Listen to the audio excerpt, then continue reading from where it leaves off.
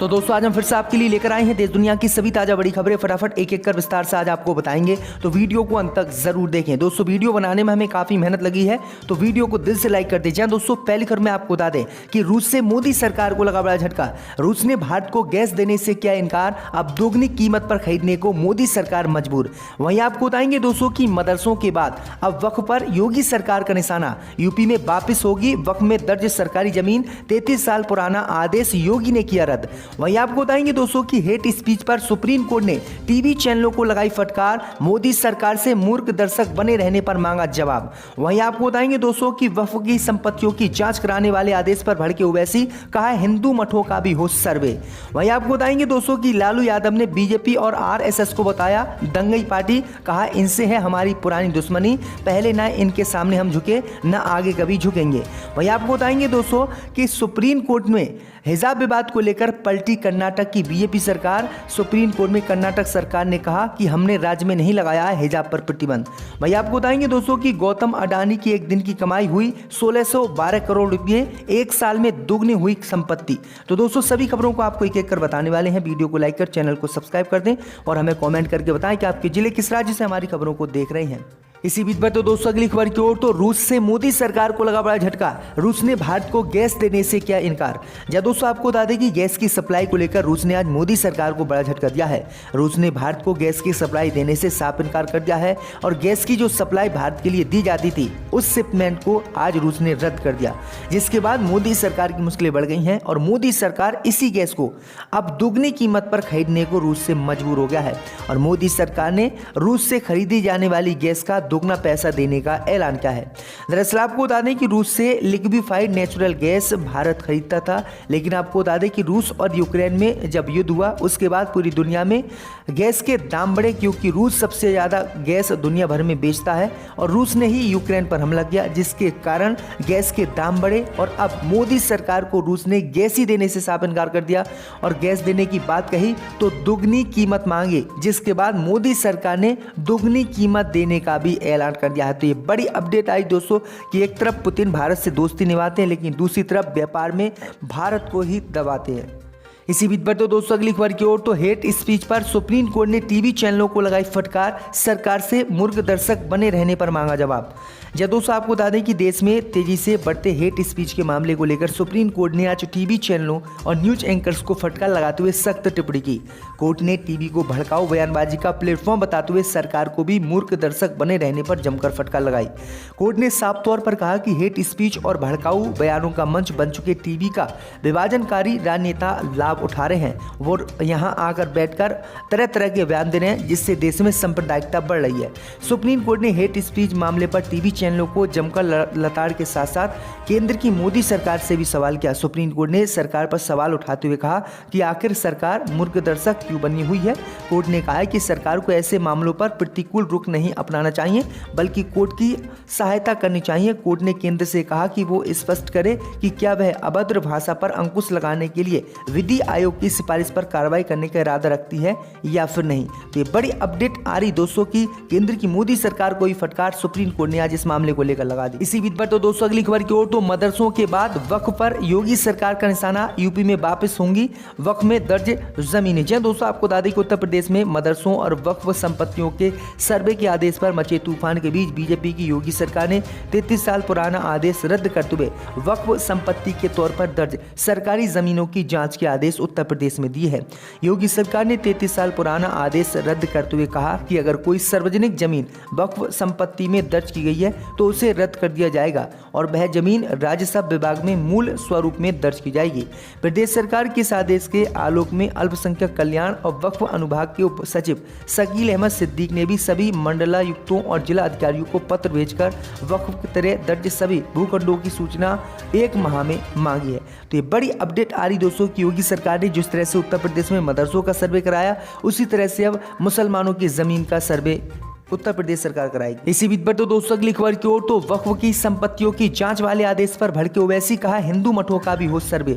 जब दोस्तों आपको बता दें कि उत्तर प्रदेश में वक्फ बोर्ड की संपत्तियों की जांच वाले आदेश पर सियासत तेज हो गई है। एआईएमआईएम के प्रमुख असदुद्दीन ओवैसी ने सर्वे का विरोध करते हुए कहा कि एनआरसी और वक्फ बोर्ड के सर्वे में कोई अंतर नहीं है। ओवैसी ने कहा कि योगी सरकार वक्फ की संपत्ति छीनना चाहती है। एआईएमआईएम प्रमुख असदुद्दीन ओवैसी ने सवाल करते हुए कहा है कि एक ही समुदाय का सर्वे क्यों हो रहा है। ओवैसी ने कहा कि यूपी सरकार द्वारा केवल वक्फ संपत्तियों का सर्वेक्षण क्यों किया जा रहा है, ऐसा हिंदू बंदोबस्ती बोर्ड की संपत्तियों के लिए भी किया जाना चाहिए। उन्होंने कहा है कि मदरसों के सर्वे के पीछे साजिश है जो अब सामने आ रही है। यूपी सरकार अनुच्छेद 300 का उल्लंघन कर रही है। असदुद्दीन ओवैसी ने कहा है कि अगर वक्फ की संपत्तियों की जांच की जा रही है तो हिंदू मठों की भी जांच हो, उसका भी सर्वे हो और पता चले कि आखिरकार इनमें क्या हो रहा है और कितनी जमीन हिंदू मठों पर है। तो ये बड़ी अपडेट आई दोस्तों, असदुद्दीन ओवैसी ने ये बड़ा सवाल आज किया है। इसी बीच पर तो दोस्तों अगली खबर की ओर तो लालू यादव ने बीजेपी और आरएसएस को बताया दंगई पार्टी, कहा कभी मैं इनसे ना झुका और ना आगे झुकूंगा। जब दोस्तों आपको बता दें कि लंबे समय के बाद बुधवार को पार्टी के एक कार्यक्रम में शामिल हुए आरजेडी प्रमुख लालू यादव ने बीजेपी और आरएसएस पर तीखा हमला करते हुए इसे दंगइयों की पार्टी बताया। लालू यादव ने कहा कि बीजेपी दंगइयों की पार्टी है और हर पार्टी उसके सामने झुकी, लेकिन मैं अब तक कभी नहीं झुका। मैं आपको विश्वास दिलाता हूं कि लालू यादव उनके सामने कभी नहीं झुकेगा। अगर मैं उनके सामने झुक गया होता तो मुझे जेल नहीं होती, मैं जेल गया, लेकिन उनके सामने मैंने कभी नहीं झुका और ना ही मैंने उनसे कभी समझौता किया। लालू ने अपने पुराने दौर की याद दिलाते हुए कहा है कि अगर मेरी किसी से दुश्मनी है तो वो आरएसएस बीजेपी से है। ये मेरे पुराने दुश्मन हैं और इन दुश्मनों को मैं धूल चटाऊंगा और 2024 में मोदी को सत्ता से हटाना मेरा मुख्य काम होगा। तो ये बड़ी अपडेट आई दोस्तों कि लालू यादव ने ये बड़ा ऐलान किया है। इसी बीच पर तो दोस्तों अगली खबर की ओर तो हिजाब विवाद पर सुप्रीम कोर्ट में पलटी कर्नाटक की बीजेपी सरकार, बोली हिजाब पर राज्य में नहीं है कोई भी प्रतिबंध। जब दोस्तों आपको बता दें कि कर्नाटक के शैक्षणिक संस्थानों में हिजाब मामले पर सुप्रीम कोर्ट में एक बार फिर से सुनवाई हुई, लेकिन हिजाब पर अब कर्नाटक की बीजेपी सरकार सुप्रीम कोर्ट में पलट गई है और उसने पूरा बयान ही अपना पलट दिया है और बयान पलटते हुए हिजाब पर प्रतिबंध न लगाने की बात सुप्रीम कोर्ट में कही है। दरअसल आपको बता दें कि कर्नाटक सरकार की ओर से सुप्रीम कोर्ट में एएसजी नटराजन ने कहा कि राज्य सरकार ने किसी भी धार्मिक पहलू को नहीं छुआ है। कर्नाटक सरकार ने सुप्रीम कोर्ट को बताया कि प्रदेश में हिजाब पहनने पर रोक नहीं लगाई गई है, बल्कि स्कूल कॉलेजों में सिर्फ यूनिफॉर्म पहनने का निर्देश दिया गया है। स्कूल एक सेकुलर स्थान है। आपको बता दें कि शैक्षणिक संस्थानों में हिजाब पहनने पर रोक लगाने के फैसले को सुप्रीम कोर्ट में चुनौती दी गई थी और काफी बवाल कर्नाटक में हिजाब पहनने को लेकर हुआ था। इसी बीच पर तो दोस्तों अगली खबर की ओर तो सोनिया गांधी से मिले सीएम गहलोत, कांग्रेस अध्यक्ष पद का चुनाव लड़ेंगे शशि थरूर। जब दोस्तों आपको बता दें कि राजस्थान के मुख्यमंत्री अशोक गहलोत कांग्रेस की अंतरिम अध्यक्ष सोनिया गांधी से मिलने उनके घर पहुंचे। सोनिया गांधी से मुलाकात कर कई मुद्दों पर उन्होंने चर्चा की। शशि थरूर चुनाव अध्यक्ष पद का लड़ सकते हैं। थरूर ने केंद्रीय चुनाव प्राधिकरण के प्रमुख मधुसूदन मिस्त्री से मुलाकात कर नामांकन की प्रक्रिया की जानकारी ली है। माना जा रहा है कि सोनिया गांधी से उनकी मुलाकात के दौरान अध्यक्ष पद के चुनाव से जुड़े विषयों पर भी मुख्य रूप से चर्चा हुई है।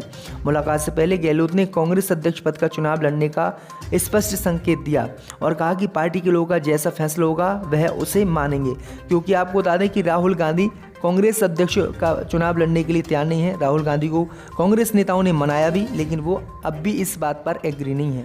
इसी बीच पर तो दोस्तों अगली खबर की ओर तो गौतम अडानी की एक दिन की कमाई 1612 करोड़ रुपये, एक साल में दोगुनी हुई संपत्ति। जब दोस्तों आपको बता दें कि अडानी समूह के चेयरमैन गौतम अडानी की संपत्ति एक साल में दोगुनी से भी ज़्यादा हो गई है। बीते एक साल में उनकी संपत्ति में हर रोज 1612 करोड़ रुपए का इजाफा हुआ है। संपत्ति में आए इस जबरदस्त उछाल के चलते उन्होंने अमेजन के फाउंडर जेफ बेजोस को पीछे छोड़ दिया है और दुनिया के दूसरे सबसे अमीर व्यक्ति बन गए हैं। दरअसल आपको बता दें कि 2022 के मुताबिक अडानी समूह की कंपनियों के शेयरों में आई इस तेजी से चलते गौतम अडानी की संपत्ति में 116% का उछाल आया। बीते एक साल में उन्होंने अपनी संपत्ति में 5,88,500 करोड़ रुपए जोड़े हैं। गौतम अडानी की कुल संपत्ति मौजूदा समय में 10,94,400 करोड़ रुपए है। तो ये बड़ी अपडेट आ रही दोस्तों कि गौतम अडानी की संपत्ति लगातार बढ़ती जा रही है। इसी बीच पर तो दोस्तों अगली खबर की ओर तो भारत जोड़ो यात्रा में दिखा सावरकर का पोस्टर, कांग्रेस और बीजेपी में जमकर चले शब्दों के बाण। जब दोस्तों आपको बता दें कि कांग्रेस कन्याकुमारी से कश्मीर तक भारत जोड़ो यात्रा निकाल रही है। कांग्रेस की ये यात्रा गुरुवार को कोच्चि पहुंची, जिसको लेकर कोच्चि में स्वतंत्रता संग्राम सेनानियों के पोस्टर लगाए गए थे, जिसमें बीडी सावरकर का पोस्टर भी लगा था।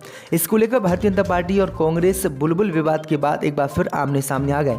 हालांकि इस बात की जानकारी जैसे ही कांग्रेस के नेताओं को हुई, उन्होंने तुरंत उसके ऊपर महात्मा गांधी का पोस्टर चिपका दिया। मैंने न्याय मिलेगा, आदम खानदार को न्याय।